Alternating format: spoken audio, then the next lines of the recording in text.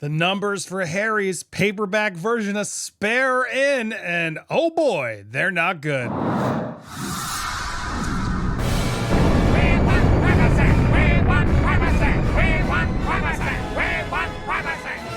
Welcome to Popcorn Palace. I am Andy Signor. I got another update for you at the end of this video I don't want you to miss, but first I want to break this down. Harry's Spare, the paperback version, is sitting at the 73rd place in the book charts after selling just 3,400 copies in its second week. I want you to really process that.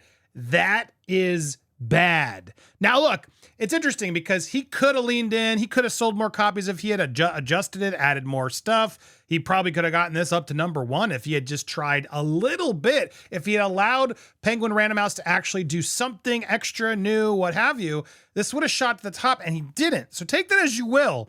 I think he's finally feeling the weight of it. At the same time, he made a fortune on this book. How much did he actually make? Well, as everything that's coming in here, all the theories, it's expected he got paid a $20 million advance, 17 million pounds. ET Canada reports that the deal actually consisted of 4 editions, hardcover, paperback, I guess, Kindle, audio. And so for all of those, it came into about $35 to $40 million, or 28 to 33 million pounds is what they paid him. Now, he did sell a lot of books, to be fair. He broke the record. He was the highest books of that year on hardcover, and the hardcover books weren't cheap. And look, in a book like this, it's typically in those first month or so, and then it sort of dies down, and everyone moves on to the next memoir. So the question is, how upset is Penguin Random House? You'd think they'd be more wanting him to be involved, to amp up the sale of the other editions, to make this paperback issue be something of worthwhile too. The fact that he's just completely given up is very telling to me. It means 2 things to me. 1, he knows he effed up. He knows that this whole thing, he took the payday, he did it, it's done, but he's not going to double, triple down like he could. He's like, I got my money, I'm done, I'm getting out. It also shows that just people didn't actually care as much, and that's going to hurt his stock tremendously. Now, if he had actually added to this and attempted to, do well for his publisher, he could have had this higher up. And to me, that's another telling thing of he just doesn't care. If you're going to invest in Prince Harry, he doesn't actually care. It's like the whole Spotify deal where he was trying to sign up to make a podcast and then sat there and just with the head of Spotify and just was like, had no good idea whatsoever. He does not know how to make business decisions. It's clear as day. As now Meghan's stepping up trying to change that, we shall see. It just makes it makes everything we've said about their business acumen seem absolutely accurate. Now, Penguin Random House confirmed the book was not updated, which is a somewhat unusual move for such an international bestseller, which it was. It sold 700,000 copies. Britain's best-selling book last year. His decision not to give it any publicity or updates for the paperback is likely to have hit potential sales and given its lowly place outside the UK's official top 50. The 3,391 sold compares with the 12,000 copies of Richard Osman's latest novel and almost 10,000 of Jeremy Clarkson's latest Diddley Squat book. And Diary of a Wimpy Kid sold 26,000 copies. His sales are also this week, as low as they are, they're actually up 87% compared with the launch week after the book came out to relatively little fanfare. People didn't even know it was available. So that's hugely telling. Telling because, 1, he realized, I can't keep doing this, but also telling in that he screwed over his publisher and didn't attempt to help market it or help it at all. He took the money and ran. He got those record sales, sure, but you took almost, what is this, potentially $40 million and then didn't attempt to like make good for it? While this was breaking record sales, let's not also forget it broke the record for most discarded book of the summer. While it had that high, the lows have been tremendously low. And I can't help but think he knows all this. And what I find so despicable beyond all the things that he revealed in Spare, which we can go through the list again as these articles have sort of put it out there. I mean, even beyond, I love this image too. Like this is so happening. Half price. You can get hardcover copies of Spare for $1.99. So why would anyone even want this paperback edition if there's nothing else on it? And this is the book that, again, he alleged that William, attacked him, that William called Meghan difficult. Thanks for confirming it. Harry and William's physical fights when they were younger. Who needed to know any of this? Charles pleading with William and Harry to stop fighting after the funeral of Duke Edinburgh. Harry claiming that William and Kate encouraged him to wear that Yahtzee uniform. Let's throw them under the bus further. How about Meghan being upsetting Kate and calling her baby brain? I mean, this stuff is so dumb. And then he had the gall to reveal how he and his brother, without his brother's permission to reveal this, begged Charles not to marry Camilla. This is personal stuff that no one needed to know about his brother. If he wanted to write about his own sort of shenanigans, so be it. But the amount of time he talked about, plus his substances, which potentially lost him his visa as we go through on this sort of anniversary, if you will, it's just sad how William was tormented after the affair with Camilla. So you weren't, and why do we need to hear this about your brother? It's your brother. How dare you? This is tough, man. How before he married Meghan, Charles told him, we don't have any money to spare. Harry accuses Charles of being jealous of the public attention that William and Kate receive. Ouch. This guy sucks. Prince Harry sucks. And this paperback version, which is now in 16 more languages worldwide, same thing, no real differences on it. I'm sure Penguin Random House hoped and thought, well, maybe it still could do well. I wonder if they really are going to even break even on this deal. That's not enough books to now put a bunch of them that are going to also get discarded. It just makes the whole IP of Prince Harry seem cheap, not worth anything. No one cares anymore.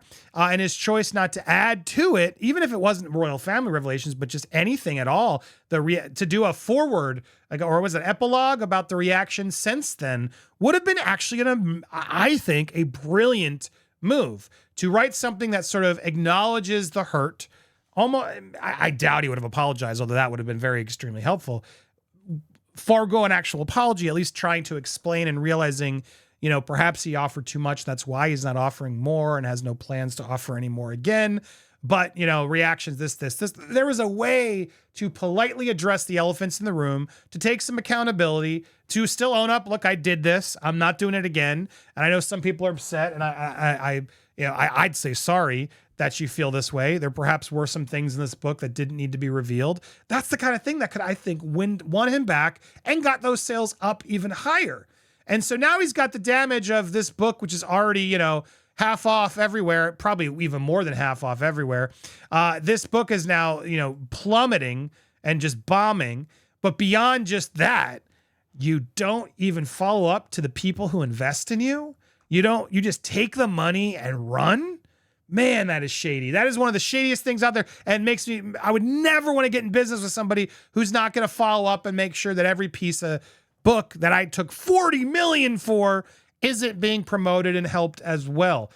Look, as bad as Spare is, that's an expectation you have from your client, from your author, to go out there and help spread the word, which I'm sure they would have loved him to do. So shame on him for writing in the first place, and then taking the money, and then not at least making sure his publisher got what they needed. I find that despicable personally. But what do you guys think? Hit that subscribe button if you haven't already. Hit that bell for all alerts. Smash that like button and leave a comment down below. And now, I told you at the end of the video, I got another announcement. I want to reiterate. Look, part of the reason some of the videos on this channel haven't, hold on, I want to put this up there.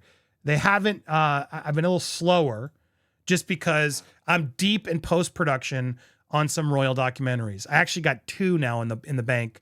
It's like a multi-episode sort of piece, and these things are going to look great. I'm feeling so good about them. I can't wait to present them to you, and I hope it's the beginning of many sort of pieces we do under the Popcorn universe. Why did this stop? Come on, repeat it. I hope to bring you guys a lot more, but particularly with these 2 royal documentaries, I'm so looking forward to giving to you, letting you see them, hopefully supporting it. But I still need you guys to get involved. And so you have until Sunday was sort of the timeline. I wrote back to everybody who emailed me wanting to be in the piece. I've written you back. Check your email.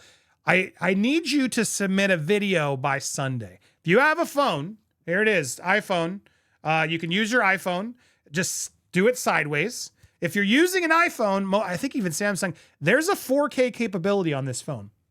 All you got to do is go on your camera, set to video. You could do cinematic, make it look nicer if you have a good phone. And then switch it from HD to 4K, just for this clip. And then I want you to film a 1-minute clip answering the question, why do you hate Harry and Meghan? What is it about that sets you off so much? What is it? You have a minute. Tell me whatever you want to tell me in that minute. But I sort of need a montage of the fans, the people sharing their frustrations, their feelings, their thoughts, their anger. What is it about them? If you can send me those videos, I'd be very grateful to this email down below, popcornpalace@gmail.com. You could set up a YouTube account of your own, upload it there, keep it unlisted, whatever, but send me the link to that email if you can't send it via email, if the attachment's too big. Just get me a video as best a quality as you can, in a quiet room if you can, something to sort of vent your frustrations and send them my way. Now, please be warned, anything you send me, you're not giving me permission to use in the documentary and the channels. All disclaimers clear as you're hearing this out. Just know you are signing away the permission for me to use said video in perpetuity for this project. So please be aware of that. Please support if you can. If you were on the fence or like, I don't know if I want to do a full interview, at least if you can, hop on your phone, send me a quickie, 1 minute-ish. I don't want it to be too long, folks. Give me the biggest rant or reason why. Show me your passion. Show me your frustration. I assure you, this is a project you're going to be happy you're a part of. You're going to be glad you were. Here's your chance. Send it on over. We will then potentially be reaching out to some of you to do a follow-up Zoom call with me for sort of another portion of it. But I'd love to get as many of you as possible to be joining and part of this project. So I hope to see you guys in my email box with a video. Try and get it out this week if you can, this weekend at the latest. Appreciate you guys so much. Sorry for the sporadic uploads. More is coming, I promise. But I'm getting so much Harry and Meghan on the brain from this post-production. Sometimes I'm just too tired to post. So bear with me. I promise you a lot of good stuff is coming. So I hope you've subscribed. Appreciate your faces all so much. Stay tuned for more here on Popcorn Palace. And again, I love when you comment. I watched till the end, Andy.